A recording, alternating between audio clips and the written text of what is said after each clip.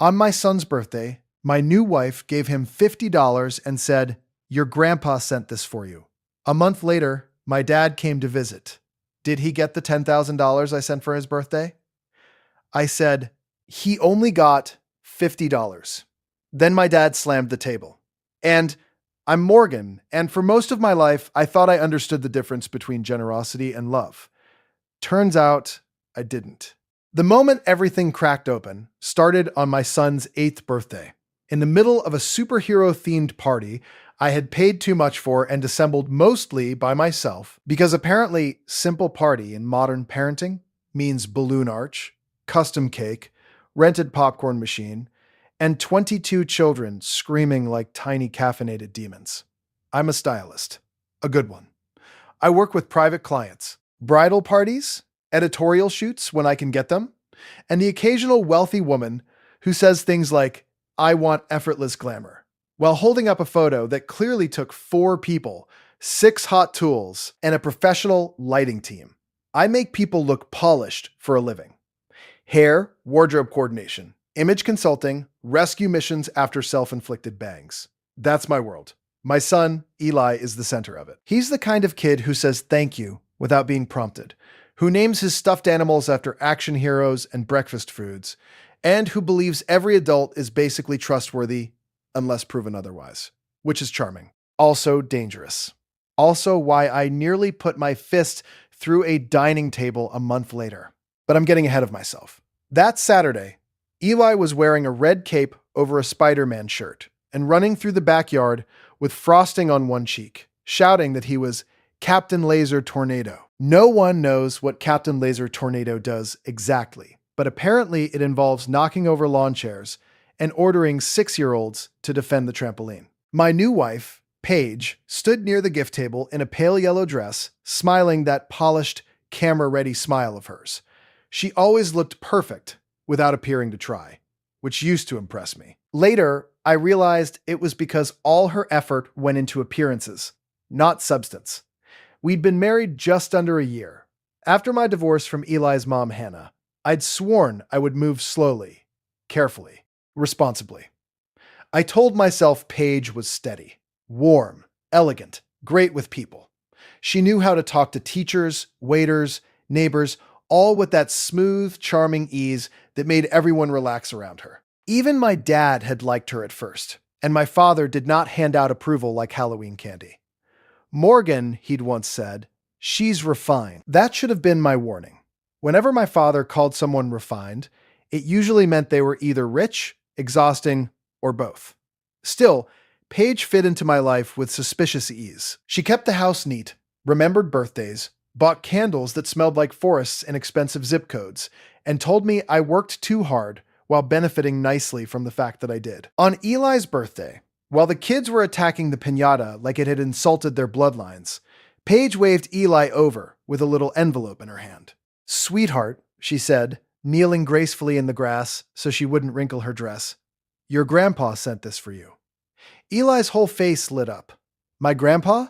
he asked. "My dad," I said automatically, looking over from the grill. She glanced up at me. "Yes. He asked me to make sure Eli got it today." Inside the envelope was a crisp $50 bill. Eli gasped like he'd just been handed the deed to Disneyland. $50? He shouted. "Dad, I'm rich," one of his friends yelled. "You can buy like 9 billion gummies." Another child immediately argued that gummies were not a smart investment. I laughed, because what else was there to do? $50 from Grandpa was generous. Not shocking, but sweet. My dad, Leonard, wasn't flashy with gifts in a showy way.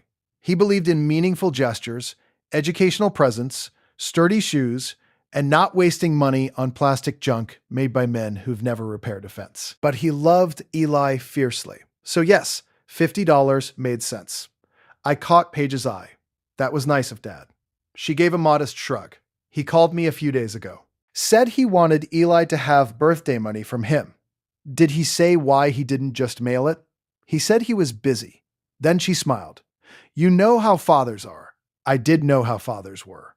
At least, I thought I did. The party went on. Eli stuffed the money into a tin box in his room, with the seriousness of a hedge fund manager. We did cake, chaos, gifts, cleanup, and finally collapsed after dark. I remember standing in the kitchen with half a paper cape stuck to my shoe, while Paige sipped wine and told me the party had been lovely, considering the volume of sticky fingerprints. I kissed her forehead. I was tired, happy, and stupid. A month later, my father came to visit. That in itself was not unusual. My parents had divorced years ago, and Dad split his time between the city and a lake house he insisted he was fixing up, even though it looked less like a charming restoration and more like a long-term argument with lumber. He came by when he could, usually with groceries I didn't ask for, and opinions I definitely hadn't requested. That afternoon, I was in the kitchen coloring highlights into a wig for a client consultation the next day, because glamour never sleeps, and neither do women preparing for charity galas. Eli was at the table building a Lego spaceship with the concentration of a tiny engineer. Paige had gone out for errands, which could mean anything from dry cleaning to 3 hours of buying decorative hand soap. Dad came in carrying a bakery box and wearing the same navy jacket he'd had for 10 years. "I brought cannoli," he announced. Eli looked up. "Grandpa." Dad opened his arms. Eli launched himself into them. This was the thing about my father. He could be stern, private, infuriatingly old school, but with Eli, he melted completely. My tough, controlled, mildly intimidating father turned into a soft-hearted grandfather who once sat through a 2-hour puppet show starring mismatched socks and still applauded at the end. He set the cannoli down and ruffled Eli's hair. "How's my birthday boy?" "My birthday was a month ago," Eli informed him. Dad nodded solemnly. "I know. I was there in spirit." Eli considered that. "Did spirit you eat cake?" "Absolutely." "Then okay." Dad laughed and sat down. I poured coffee. We made small talk. His back was bothering him. My latest bridal client wanted old money hair on a coupon budget. Eli's teacher thought he was bright, but easily distracted by imaginative tangents, which is second grade code for this child is one squirrel away from leaving the planet mentally.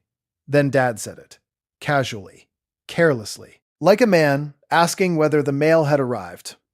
"Did he get the 10,000 I sent for his birthday?" I froze with the coffee pot in my hand. "What?" Dad looked at me over the rim of his cup. "The money." "Did Eli get it?" "I wired it to Paige because I didn't want it sitting in the mailbox or getting mixed up. Told her to put it in an account for him." I stared at him. Eli looked up from his spaceship. "Grandpa, I got $50. Dad blinked once. Slowly, the room went very still. "I'm sorry," he said, in a voice so controlled it made my scalp tighten. "What did you say?" Eli smiled, oblivious. "I got $50 in an envelope. I put it in my robot bank, but then Dad said maybe not the robot bank because burglars would check the robot first." I said, "No burglar has ever entered a house," and thought, "Yes, the dinosaur-shaped vault is where they keep the liquid assets." I muttered automatically. Neither of them laughed. Dad turned to me. "He got $50? I set the coffee pot down before I dropped it. "That's what Paige gave him. She said it was from you." Dad's expression changed in a way I had never seen before. Not confusion, not irritation, not even anger yet. Recognition, like a man suddenly seeing the shape of a trap he's already standing in. "I sent $10,000, he said. 10,000. Then he slammed his hand on the table so hard Eli's Lego astronaut fell over. The cannoli box jumped. Eli yelped. Dad stood so abruptly his chair scraped across the floor. That woman stole from my grandson. The kitchen went silent, except for the fridge humming and one Lego piece rolling tragically onto the floor. I moved immediately, more for Eli than anything. "Hey, buddy, go upstairs for a minute." Eli looked between us. "Am I in trouble?" "No," I said, "not even a little. Take your spaceship crew and go build a moon base." "Can I have a cannoli?" Dad, still visibly vibrating with fury, pointed at the box. "Take 2. Eli took 3 and fled. Then I turned back to my father. He was pale with rage. "Tell me exactly what happened," he said. So I did. The envelope. The 50. Her saying he'd been busy. My own stupid acceptance of it. Every detail. As I talked, Dad took out his phone, scrolled with stiff fingers, and shoved it toward me. There it was, the transfer, dated 3 days before Eli's birthday. $10,000 sent to Paige's personal account. Memo line, for Eli Birthday Fund. Set up savings. My stomach dropped so hard it felt like I'd missed a stair. For a second, my brain tried to produce explanations. A mistake, a misunderstanding, a holding account, a temporary transfer before she moved it somewhere else. Then, I remembered 3 things all at once. The designer handbag she'd shown up with the week after the party, the surprise spa weekend she'd booked for herself and 2 friends, and the way she'd laughed when I asked if we should start a formal savings account for Eli and said, "We have time, Morgan. He's 8, not opening a hedge fund." I sat down. Dad didn't. He paced the kitchen like a man trying not to commit a felony before dinner. "I knew there was something slick about her," he snapped. "You liked her." I said she was refined. That is not the same as trustworthy. Poison can be decanted too.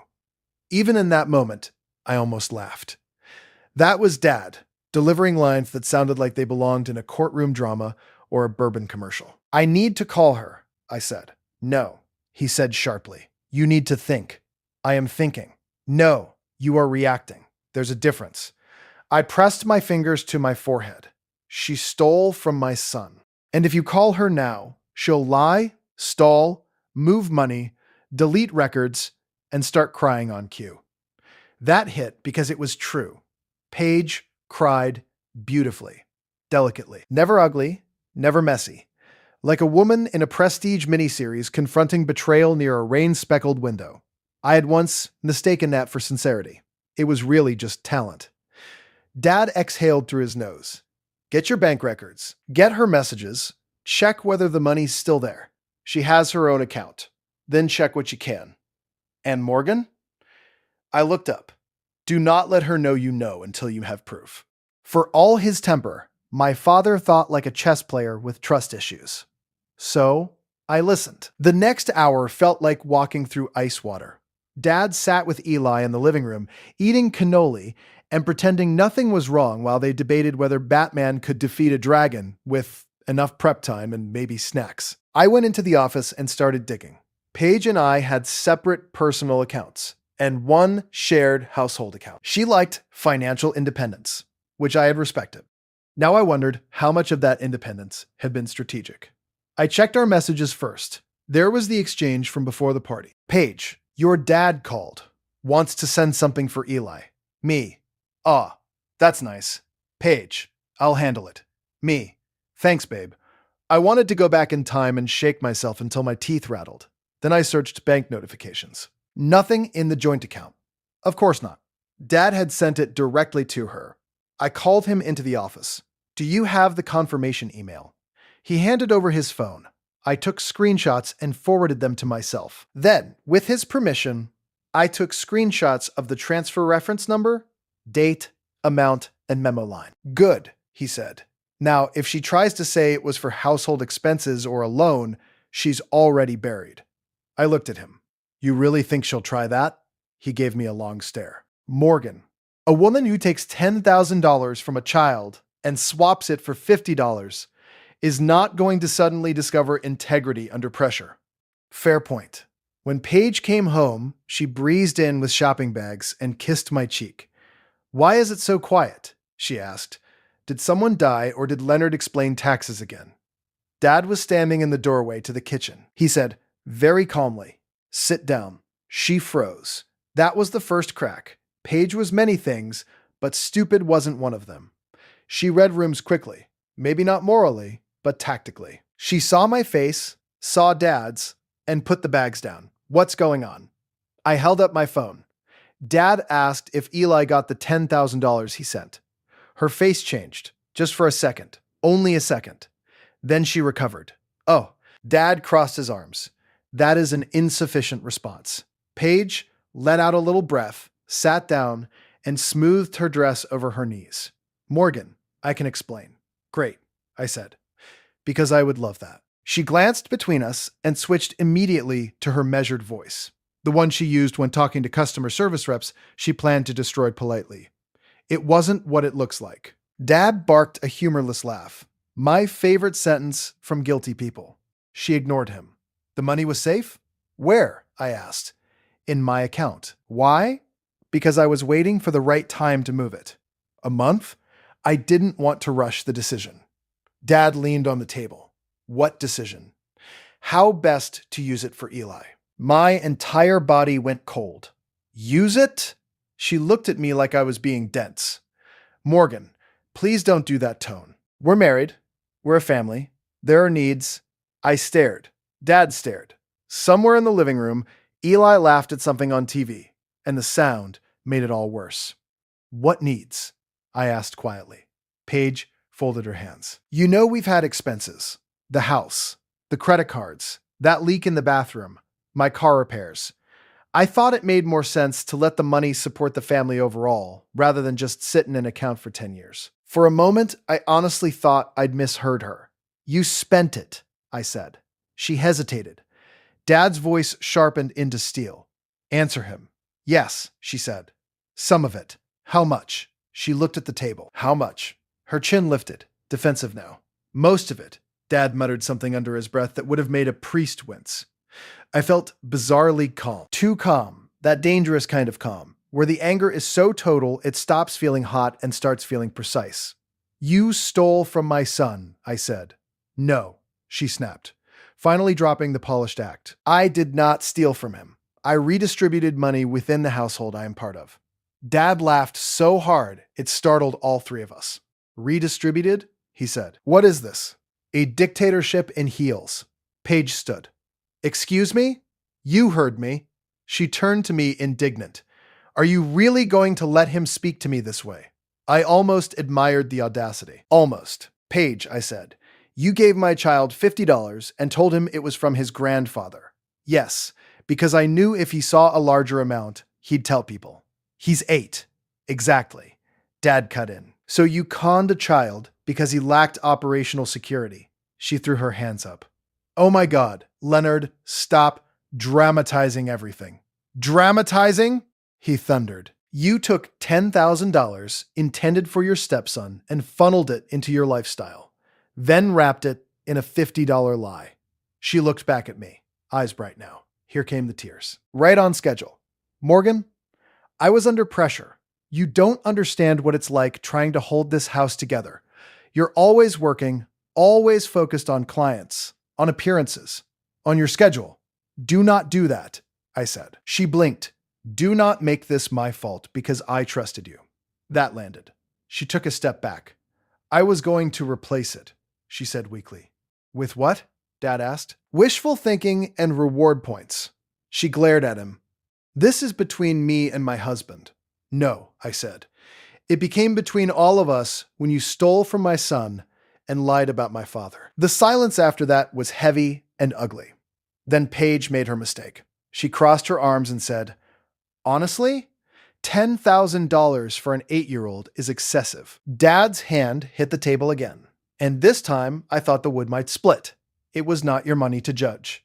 She flinched. Mine was the next voice, quieter than his. You need to leave. What? You need to pack a bag and leave tonight. Her mouth fell open. Morgan, be serious. I am serious. You're throwing me out over a misunderstanding, Dad muttered. Lord, give me strength. I didn't look away from her. This is not a misunderstanding. This is theft, deception, and betrayal. You lied to my son's face. You lied to mine. You used my father's trust and my son's birthday to cover it. I said I was going to replace it. With what? She had no answer, because there wasn't one. She stared at me as if waiting for me to soften. For me to remember the candles, the dinner parties, the smiling photos, the marriage vows, the image of us she had curated so carefully. Maybe the old me would have wavered. But there are moments when something snaps into alignment so cleanly that there's no confusion left. This was one of them. Pack a bag, I repeated. You can come back for the rest later. She looked at Dad, then me, then back again, calculating. You're overreacting. Dad folded his arms. That's rich. Coming from the woman who monetized a child's birthday. She hissed. Stay out of this. He stepped forward. Make me. Honestly, had Eli not been in the other room, They might have ended up in a fight that would have deeply confused future family storytelling. Paige went upstairs. I sat down hard in the nearest chair. Dad stayed standing, but some of the fury drained out of him. In its place came something older, sadder. "I'm sorry," he said. That surprised me. "Why are you apologizing?" I sent it to her because it seemed convenient. He looked away. "I should have known better." I rubbed my face. "No, I should have." A few minutes later, Eli padded into the kitchen carrying his Lego astronaut. "Why is Paige stomping like a villain?" he asked. My father and I looked at each other. Kid had instincts after all. I crouched in front of him. "Buddy, Paige made a very bad choice with some money Grandpa sent you." Eli frowned. "My $50. Dad's jaw clenched. I chose my words carefully. "Grandpa actually sent more than that. A lot more. It was meant for your future." Paige wasn't honest about it. He looked from me to Grandpa. "Did she take it?" No point insulting his intelligence. "Yes." Eli absorbed that in silence. Then he asked, "Like a robber?" Dad, who had been holding himself together by threads, let out a strangled sound that might have been a laugh, choking a scream. "Basically," I said. Eli thought for another second. "So she's like a birthday bandit." And that was it. That was the absurd little line that cracked the tension just enough to keep me from shattering. Dad put a hand over his mouth. I looked at the ceiling. Then the three of us laughed, because sometimes the only available life raft is ridiculousness. "Yeah," I said. "A birthday bandit." Eli nodded gravely. "That's bad branding. He gets that from me." The next week was war in silk gloves. Paige moved in with her sister and launched what I now think of as the campaign. First came tearful messages, then defensive ones, then angry ones, then philosophical ones, which were somehow the worst. "You're simplifying something complex. Marriage means shared sacrifice. You're letting your father poison you. I made one mistake. Under pressure." One mistake. She built a whole little fraud system around my son's birthday, like she was running a suburban embezzlement startup. I didn't respond emotionally. Dad had been right about that. Instead, I got practical. I hired a lawyer. I documented everything. I pulled every message, screenshot, bank reference, and timeline note I could find. My lawyer, a terrifying woman named Denise, who wore white sneakers with pantsuits and looked delighted by human dishonesty, reviewed the materials and said, "Oh, she thought this was casual theft.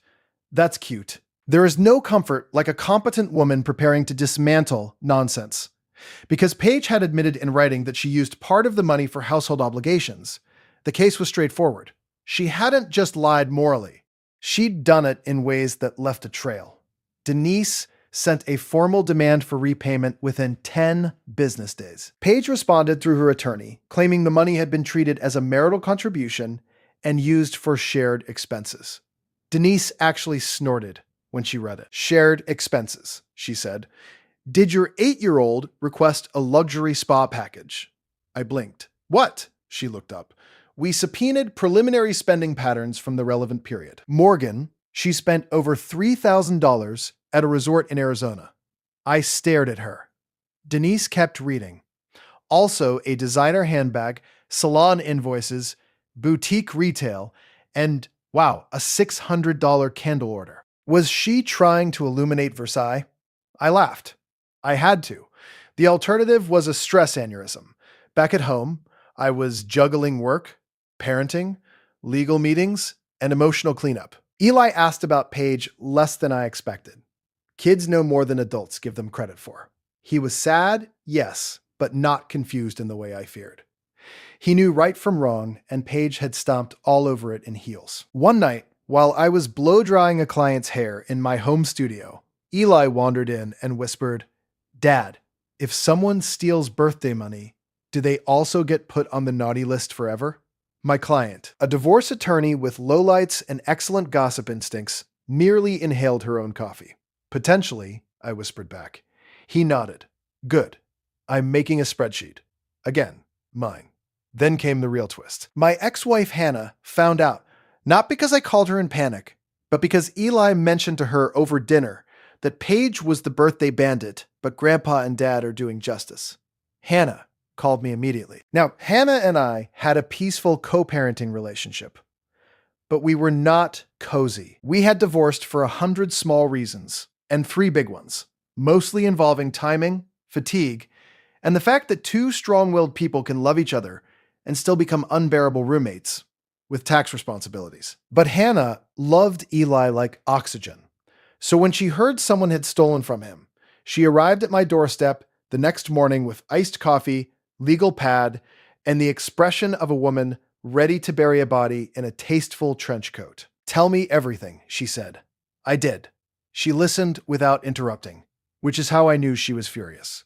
Hannah only got quiet when she was envisioning destruction. When I finished, she said, "I always thought Paige smiled like she was auditioning for sainthood in a toothpaste commercial.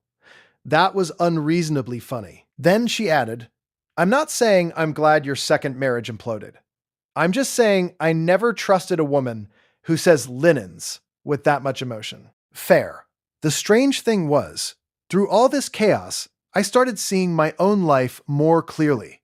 For years, I had been smoothing surfaces, fixing appearances, making messy things presentable. That's what stylists do. You hide damage, you redirect attention, you frame what's strongest, and soften what isn't. Somewhere along the line, I had started doing that in my personal life too. Paige was elegant, therefore she must be stable. Paige was composed, therefore she must be kind. Paige looked right beside me, therefore our marriage must be right. I had confused aesthetic harmony with trust. That realization burned. It also freed me. A few weeks later, we had mediation. Paige arrived in a cream suit and the expression of a woman determined to seem unfairly persecuted by lesser people. Denise wore sneakers and carried 3 binders. Guess who I felt safer with? Paige tried everything. She said she'd felt financially insecure. She said I had left too much emotional labor to her. She said the money had benefited the home Eli lived in, therefore indirectly benefiting Eli. At one point, Denise leaned back and said, "That's a creative argument. By that logic, if I steal your coat and buy soup, I've improved your winter." I had to look down to hide my smile. The mediation ended with an agreement. Paige would repay the full $10,000, along with a portion of legal fees, under a structured settlement backed by enforceable terms. Denise pushed for more and likely would have extracted blood type if allowed, but I wanted done more than vengeance. Dad was less satisfied. At minimum, she should have to wear a sandwich board that says, "I robbed a child," he grumbled. "She's repaying it. She should repay it in pennies." Dad, I'm just brainstorming. When the first repayment came through, I opened a real savings account for Eli. Not a placeholder, not a future intention, not "we'll get to it." A real account in trust, with proper paperwork, and my father listed for visibility until Eli came of age. When I showed Dad the confirmation, he nodded once. Good. Then he slipped another envelope across the table. I narrowed my eyes. What is this? For Eli. I'm checking before anyone breathes near it. He almost smiled. Wise. Inside was a deposit slip for another $2,000. Dad. Hush, he said. This one goes directly where it belongs. It did. As for Eli, he took the whole thing in the practical way children sometimes handle adult corruption. Does this mean my future college has money now? He asked. Yes. Cool. Then, after a pause, can I still save for a hoverboard? Absolutely. Good. Because higher education is important, but so is style. Definitely mine. Life settled after that, though not immediately. Paige tried once to contact Eli directly with a gift basket and a note that read, "Adults make mistakes, but love remains." Hannah called me from her car, barely containing herself. She sent a child artisanal crackers as an apology. Artisanal crackers? Rosemary. This woman robbed him and sent herb-themed restitution. I had to sit down from laughing. The basket went back unopened. Months passed. Work picked up. I landed a campaign styling gig for a local fashion brand, which meant long days, moody models, and one photographer who kept saying, "Let's make the hair more narrative." which I'm fairly sure is not a real instruction. Dad helped with school pickups twice a week. Hannah and I settled into a weird but effective alliance, built entirely on loving the same kid and occasionally mocking expensive nonsense. And then one evening, after Eli had gone to bed, Dad sat on my porch with a drink and said, "You know, I was hard on you after the divorce. That was unexpected." The porch light caught the lines in his face. He looked older than I remembered. Not weak, just human. "You thought I rushed into this marriage," I said. "I did. You were right." He swirled his glass. "That's not the point." I waited. He cleared his throat. "The point is, I've spent half my life believing a man learns through consequences and keeps his dignity by not discussing pain. Turns out that's an excellent way to raise emotionally constipated adults." I stared at him. He frowned. "Don't enjoy that sentence too much." I smiled despite myself. "Too late." He looked out at the yard. "You trusted the wrong person. That doesn't make you weak. It makes you human. The correction is what matters. For my father, that was practically poetry." I said quietly, "Thanks." He nodded once, as if we had not just nearly had a meaningful emotional exchange and ought not to alarm the neighbors. Then he added, "Also, for the record, I never liked her candles."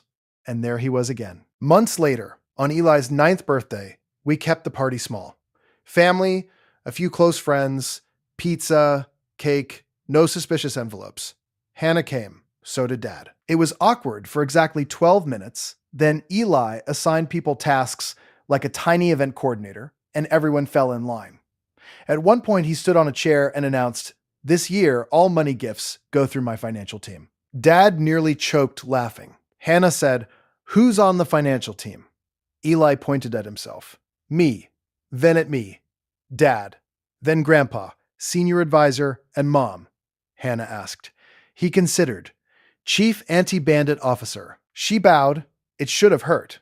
All of it. The scandal, the humiliation, the fact that I had brought someone dangerous into my son's life because she looked polished and said the right things in the right rooms. But standing there in my kitchen, watching my son make everyone laugh, it didn't feel like the story of how I was fooled.